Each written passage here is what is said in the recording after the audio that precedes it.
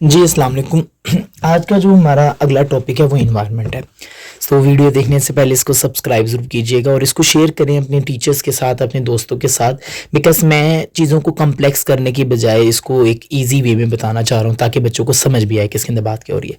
तो वही बात दोबारा कि आपने इन्वायरमेंट की डेफिनेशन दोबारा से नई सिरे से नहीं करनी, मैंने इसको एक्सप्लेन कर दिया हुआ है पीछे। तो मैं आपको इन्वायरमेंट, एक मिनट, ये है इन्वायरमेंट।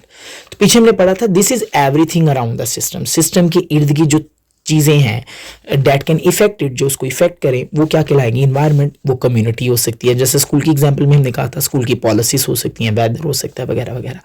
लेकिन पीछे हम इसकी टाइप्स नहीं पढ़ी थी, तो आज हम टाइप्स का डिस्कस करेंगे। एक है स्टैटिक और डायनामिक इन्वायरमेंट। अगर इन्वायरमेंट में किसी किस्म का चेंज ना आए, there is no change occurring in the environment. आपने यहां से करना है पेपर में भी कि अगर इन्वायरमेंट में किसी किस्म का चेंज ना आए while the system is working internally, जबकि सिस्टम इंटरनली वर्क कर रहा हो।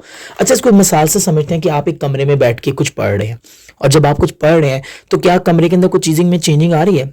हाँ, आपकी लर्निंग में जरूर चेंजिंग आ रही होगी, लेकिन क्या कमरे के अंदर कुछ चेंजिंग आ रही है? पंखा अगर चल रहा है तो पंखा वैसे ही चल रहा है, लाइट जल रही है तो वैसे ही जल रही है, जो चीज़ जहां स्टैटिक है वहीं वो पड़ी हुई है। तो ये एग्जांपल है स्टैटिक इन्वायरमेंट की, जहां इन्वायरमेंट में कोई चेंजिंग नहीं आएगी, लेकिन हाँ सिस्टम में चेंज जरूर आ सकता है। सिस्टम मतलब आपकी लर्निंग में जरूर इजाफा हो रहा है। अच्छा, डायनामिक क्या है? डायनामिक जरा उल्टा है, उसमें आता है जैसे इधर लिखा है ना, देर आर नो चेंजेस, तो there are changes occurring in the environment. आप इसको उल्टा कर लें, आप पेपर में नई डेफिनेशन करने की बजाय इसको ऐसे भी लिख सकते हैं, there are changes occurring in the environment while system is working internally. मिसाल के तौर पर आके बिजी रोड के ऊपर आपको पता है कि एक कार के बाद दूसरी कार आती है, फिर एक कार जा रही है, फिर दूसरी कार आ रही है, एंड बिजी रोड का जो इन्वायरमेंट है वो चेंज होता जा रहा है, वो स्टैटिक नहीं है, वो एक जैसा नहीं है। तो आप इसकी एग्जांपल के अंदर ये बिजी रोड लिख सकते हैं, तो इसके अंदर student working in a room, ये इसके अंदर लिख सकते हैं। अच्छा, इसकी दो और टाइप्स हैं, एक है डिटर्मिनिस्टिक वर्सेस नॉन डिटर्मिनिस्टिक। ये क्या चीज़ है आप यहाँ से नहीं कीजिएगा, ये मैंने आप लोगों के लिए निकाली है इधर। द रिलेशनशिप बिटवीन, ये मैं अपने पास से नोट्स बनाता हूँ, ये आपको कहीं से नहीं मिलेंगे, इसको पढ़ना पड़ता है एंड देन फिर इसको एक्सप्लेन करना पड़ता है, बच्चों के लिए आसान की हुई है, और ये कॉपीराइटेड है। तो the relationship between input and output is clear and predictable. Deterministic के अंदर इनपुट और आउटपुट को आपको क्लियर पता होता है और वो प्रिडिक्टेबल भी है। क्या मतलब है इसका?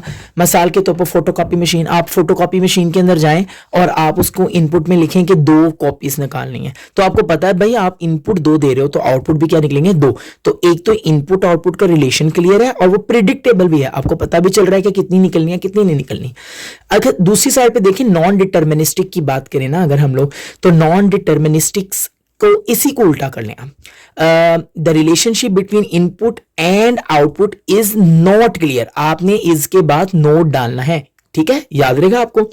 The relationship between input and output is not clear and predictable, ना तो वो क्लियर है ना प्रिडिक्टेबल है। इसकी एग्जांपल क्या है? मतलब आपने कभी डाइस गेम खेली है, आपको नहीं पता कि नेक्स्ट क्या होने वाला है आपकी हर मूव के बाद नेक्स्ट मूव क्या होगा।